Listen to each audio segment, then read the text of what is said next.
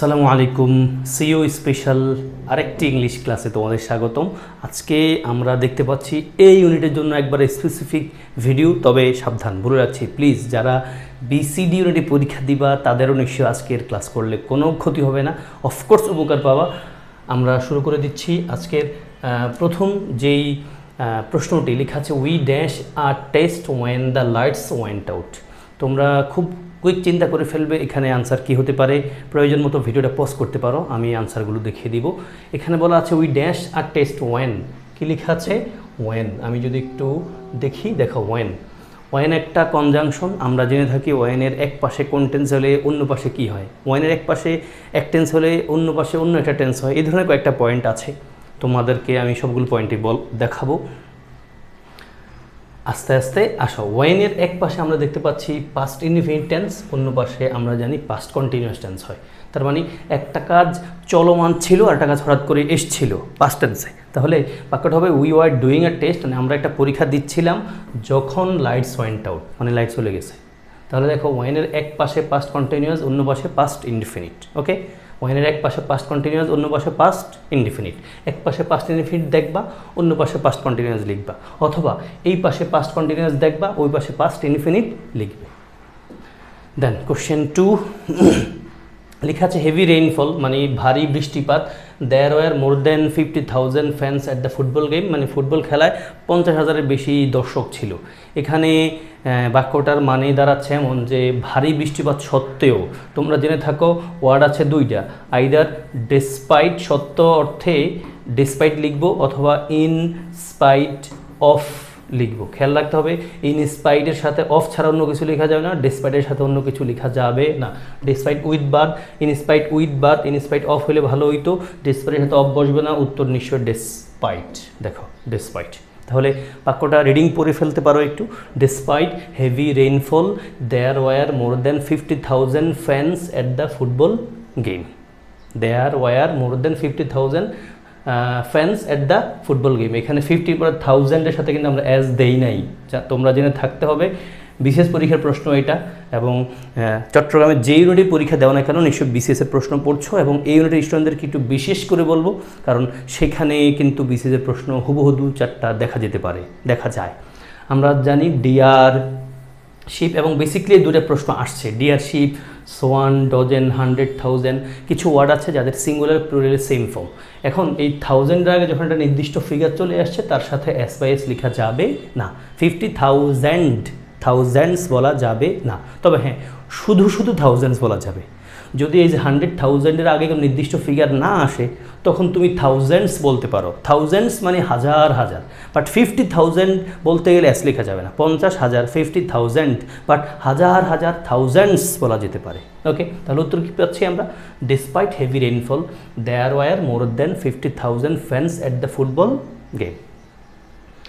And the next, the outdoor concert, মানে বাহিরের concert was dash due to bad weather, মানে খারাপ আবহাওয়ার কারণে আউটডোর কনসার্ট কি হয়, বাংলা অর্থ চিন্তা করলেও হয়, বাক্য বুঝে পড়লে। এখন কি হতে পারে, এবং গ্রুপ ভার পাঠতে হবে তোমাদের। গ্রুপ ভার নিশ্চয়ই তোমরা পড়ে থাকো। তোমরা যারা মেডিকেলের জন্য প্রস্তুতি নিয়েছিলে, সায়েন্স স্টুডেন্টদের বড় অংশ মেডিকেলের প্রস্তুতি নেয় শুরুতে, তারা নিশ্চয়ই গ্রুপ ভার পড়েছো, মেডিকেলের জন্য ইম্পর্টেন্ট ছিল, সেগুলি কিন্তু এখন রিকিপ করছো নিশ্চয়ই। উত্তর এখানে যা হওয়া উচিত সেটা হলো কল্ড অফ। কল্ড অফ মানে স্থগিত করা, কল অফ মানে কি? পোস্টপন করা, স্থগিত করা। তাহলে the outdoor concert was called off, মানে স্থগিত করা হয়েছিল ডিউ টু ব্যাড ওয়েদার, খারাপ আবহাওয়ার কারণে। The next, the book dash is not in the library. এটা খুব ভালো প্রশ্ন ভাই। এই প্রশ্নের প্যাটার্নে আমার দেখা তোমাদের চট্টগ্রামের এই ইউনিটেই কেবল 4টা প্রশ্ন আসছে, এবং একই মুডে, একই সোর্স থেকে, একই থিম থেকে।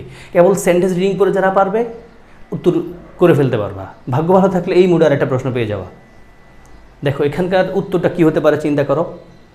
দেখো ভাই, লেখা আছে দ্য বুক। আমি একটা সহজ কথা বলি, যদি কোনো সেন্টেন্সে একটা ক্লজ মার্কার থাকে, একটা ক্লজ মার্কার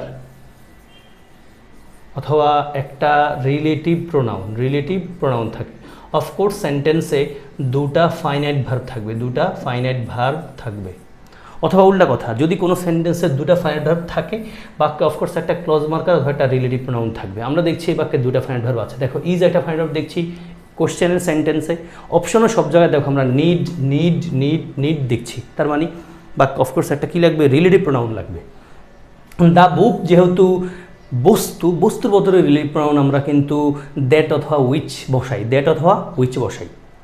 তো সেই দৃষ্টিকোণ থেকে তুমি হয়তো বিআরডি একবার ডিরেক্ট কেটেই দিবা, আনফর্চুনেটলি এটা কইরো না, এখানেই খেলাটা ওনারা জমিয়ে রেখেছেন। ভালো প্রশ্ন এটা, কেন দেখো the book that I need it, ভাই এই ইটটা কী দরকার, ইটটার এখানে কোনো দরকার নাই, বাক্যে বলছে দ্য বুক যেই বইটা, দ্যাট অথবা উইচ যেটা, তাহলে বস্তুর বদলে দ্যাটে বসতে পারে, উইচও বসতে পারে, ব্যক্তির বদলে দ্যাট উইচ বসতে পারে। তোমরা কোথায় দ্যাট কোথায় উইচ বসানো যেতে পারে এটা নিয়ে এত প্যারা খাওয়া দরকার নাই। তো the book that I need, যে বইটা আমার প্রয়োজন, আবার ইট দরকার নাই ভাই, ইট দ্বারা তো আমরা বুককে রেফার করছি, ইটটা এখানে দরকার নাই, ফলে এটা ভুল। তাহলে এ এবং বি দুটোতে রিলেটিভ প্রোনাউন আছে, স্টিল বাক্য দুটো ভুল, কারণ ইটটা এখানে একবার আননেসেসারি। এখন বলো স্যার তাহলে বি নাম্বারটা আননেসেসারি, তাহলে উত্তর হইল কয়টা, একটাই। এখন তুমি আর বলো স্যার আপনার কথা মতো তো আবার এটা যায় না। হ্যাঁ ইয়াস, আমরা কিন্তু এভাবে ইংলিশটা শিখি, মানে কোনো বাক্যে দুটো ফাইনাল ভার্ব থাকবে, একটা ক্লজ মার্কার থাকবে, অথবা একটা রিলেটিভ প্রোনাউন থাকবে, অথবা উল্টা কথা যদি বলি কোনো বাক্যে যদি একটা ক্লজ মার্কার বা রিলেটিভ প্রোনাউন থাকে দুটো ফাইনাল ভার্ব লিখতে হয়, এটাই একবারে স্ট্রাকচারাল গ্রামার। অন্যদিকে এটাও খেয়াল করো, ইংলিশের একটা প্রমিনেন্ট প্যাটার্ন হলো ইংলিশে যত কম লেখা দিয়ে বাক্যটা শেষ করা যায়, ওনারা এটাকে খুব বেশি প্রেফার করে।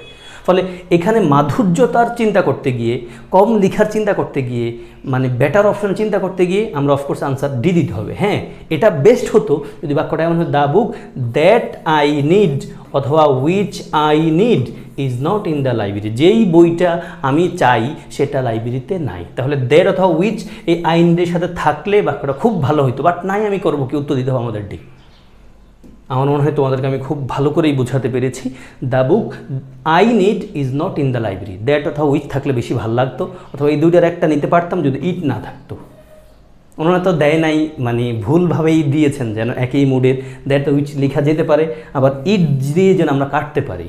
এখন স্টুডেন্টরা কিন্তু বিআরডিটাকে শুরুতে কেটে দেয়, রিজনটা ওই যে দুটা ফাইন্ড আউট থাকলে একটা ক্লোজ মার্কার বা রিলেটিভ প্রোনাউন লিখতে হয়। ফলে সাবধান থাইকেও প্লিজ, আশা করি তোমাদের বুঝাতে পেরেছি। অ্যান্ড দ্য ফিফথ ওয়ান লিখা আছে modern printing equipment quickly turns out duplicate copies of textual and pictorial matter, মানে মডার্ন যে প্রিন্টিং ইকুইপমেন্ট আছে সেগুলো খুব কুইক করে আমাদেরকে পিক্টোরিয়াল এবং টেক্সচুয়াল ম্যাটারগুলো কী করে দেয়, দিয়ে দেয়, মানে ডুপ্লিকেট কপিজ দেয়। ডুপ্লিকেট মানে কি, মূল কপি থেকে ডুপ্লিকেট কপিটা দেয়। ডুপ্লিকেট মানে কিন্তু আইডেন্টিক্যাল, এক্সেসিভ, লেজিবল নাকি ইলাস্ট্রেটেড, ভাই ডুপ্লিকেট মানে হলে একবার দেখতে একই রকম, আইডেন্টিক্যাল। ডুপ্লিকেট মানে কি, মূল কপি না, বাট মূল কপির মতো, আইডেন্টিক্যাল। ওকে, অ্যান্ড দেন 6 নম্বর কোশ্চেন, এটা খুব বেশি গ্রামাটিক্যাল কিছু না, রিডিং পড়ার একটু অভ্যাস থাকলে যে কেউ পেরে যাবা তোমরা।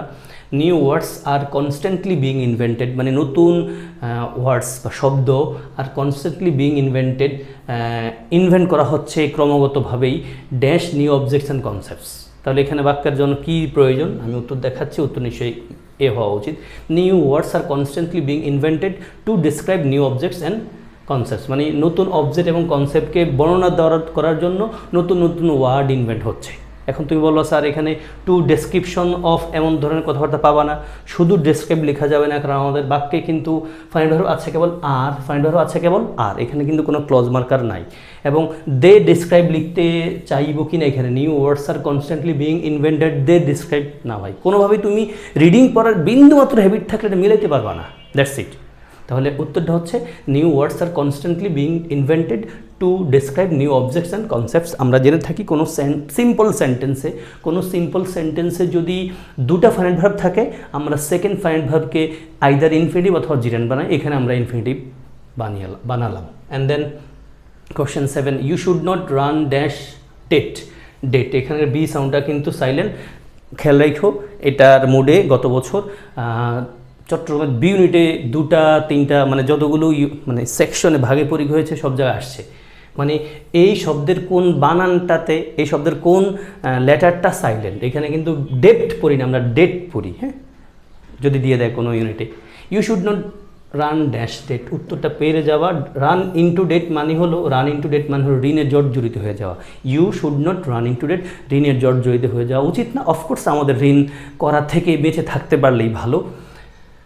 And the next one, adjective of the word heart. Heart শব্দের অ্যাডজেক্টিভ কি নিশ্চয়ই তোমরা পারবা। হার্ট না, এই হার্টের সাথে এই হার্টের মিল নাই, এই হার্ট মানে কিন্তু আঘাত করা, ভার্ব এই হার্ট মানে হৃদয়।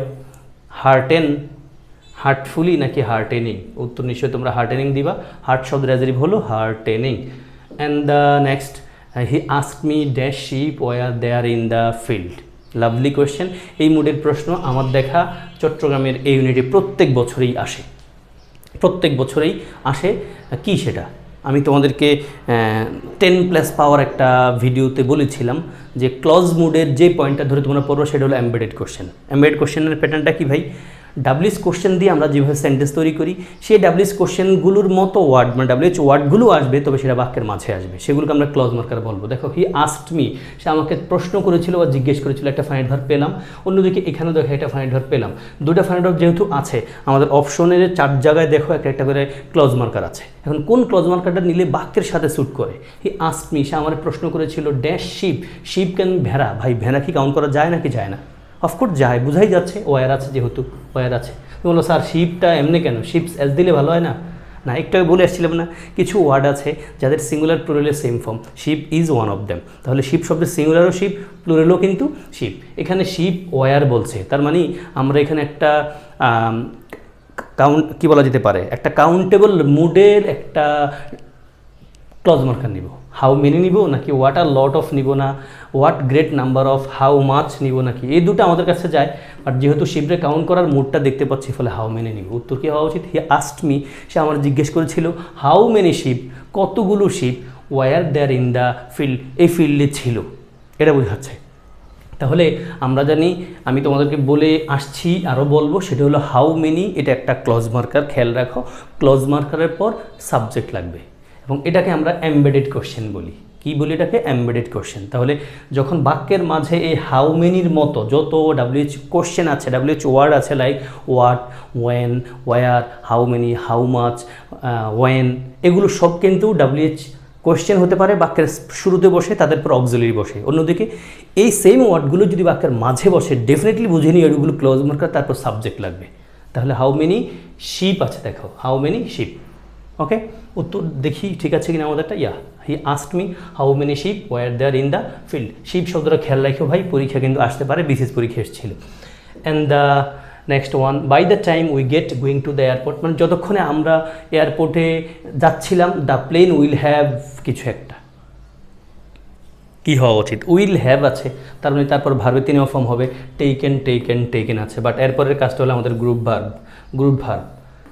টেকের সাথে কি হলে বাক্যের অর্থটা ঠিকঠাক দাঁড়ায়? বলছে যতক্ষণ আমরা এয়ারপোর্টে যাচ্ছিলাম, আমাদের বিমান ইতিমধ্যে কী করছিল, করে থাকবে, বিমান ইতিমধ্যে কী করে থাকবে? বিমান নর্মালি উড্ডয়ন করে। উড্ডয়ন করা বোঝাতে কিন্তু আমরা টেক অফ বলি। কি বলি? Take off. টেক অফ মানে হলো লিভ দ্য গ্রাউন্ড। কি? লিভ দ্য গ্রাউন্ড মানে উড়ে গেছে, লিভ দ্য গ্রাউন্ড। তাহলে উত্তর হবে taken off. By the time we get going to the airport, comma the plane will have taken off. মোটামুটি এই ছিল তোমাদের সাথে আজকের ক্লাস। আশা করি তোমরা সবাই উপকার পেয়েছো। যারা সত্যিকার অর্থে উপকার পেয়েছো তারা নিশ্চয়ই আমার জন্য দোয়া করবা, ভিডিওতে একটা লাইক দিবা, তোমার কিছু বন্ধুর সাথে শেয়ার করবা, মেনশন করবা। সবার জন্য শুভকামনা। দেখা হবে নিশ্চয়ই তোমাদের সাথে শীঘ্রই অন্য কোনো ভিডিওতে। আসসালামু আলাইকুম ওয়া রাহমাতুল্লাহ।